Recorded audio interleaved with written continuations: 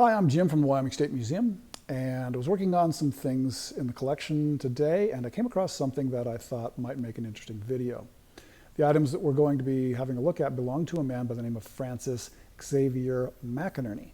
And Mr. McInerney was the first person to rise to the rank of Admiral in the United States Navy who could say that he was born in Wyoming. Mr. McInerney was born in Cheyenne, Wyoming in 1899, and he graduated from the United States Naval Academy in 1921. After serving on a variety of vessels in a variety of different capacities, he was given command of the destroyer USS Smith in May of 1940. And while on board the Smith, he took part in engagements against the Japanese off the Solomon Islands, and also took part in the Battle of the Coral Sea. In March of 1943, he was given command of a naval squadron of destroyers. And during his time as commander of that squadron, he received the Bronze Star, the Silver Star, the Navy Cross, and the Legion of Merit. And in June of 1945, he was given command of the battleship USS Washington. Not long after that, he was made commanding officer of the Treasure Island Naval Receiving Station. And when the Korean War broke out, he was vice admiral. So a very interesting man, a very storied military career, highly decorated naval officer. The items that we have that belong to Admiral McInerney are in this storage box. And what the storage box contains are the Epaulettes, Bicorne Hat, and belt of Admiral McInerney's Lieutenant Commander uniform. Now, epaulettes have an interesting history. They were first started to be used around the year 1600. And all they were at that time were cloth straps that were worn on the shoulders of military coats. And the straps were partially decorative, but at the same time, they helped keep sashes and belts and shoulder belts from slipping.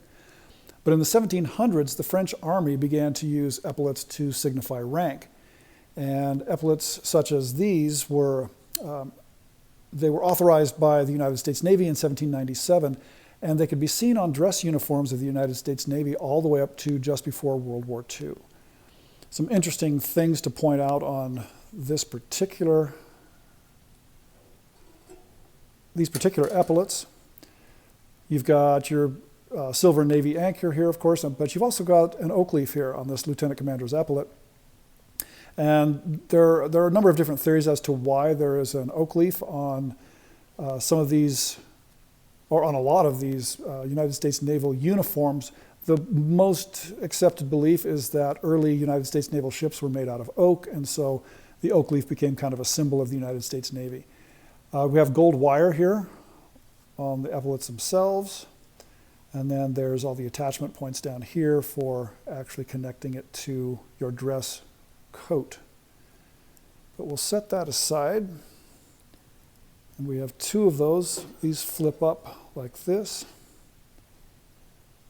and then we will get to the Bicorne hat below. And this is Admiral McInerney's, or then Lieutenant Commander McInerney's, Bicorne hat. And again, these went out of fashion just before World War II in the United States Navy. And I will show you how the Bicorne hat was worn. Bicorne hats were used by many navies, particularly in Europe, beginning in the 1700s. And they were worn side to side until about 1800. So during Lieutenant Commander McInerney's time, the hat would have been worn back to front like this. And as I said, the Bicorne hat was in style for United States naval dress uniforms up into the 1930s, and just before World War II, styles completely changed and these were phased out. Also inside the storage box,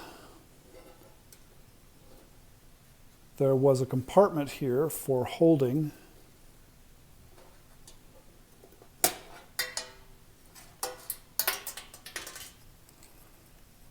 the Lieutenant Commander's dress belt, which also has straps for hanging his dress sword.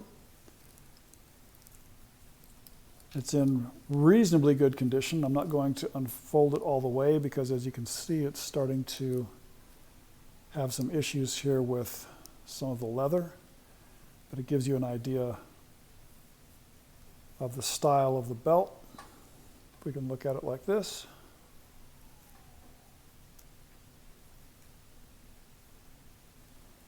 And the great part about this is that it all fits inside here to be stored away, because I'm sure this was not used on a regular basis, but it was stored safely in this metal box.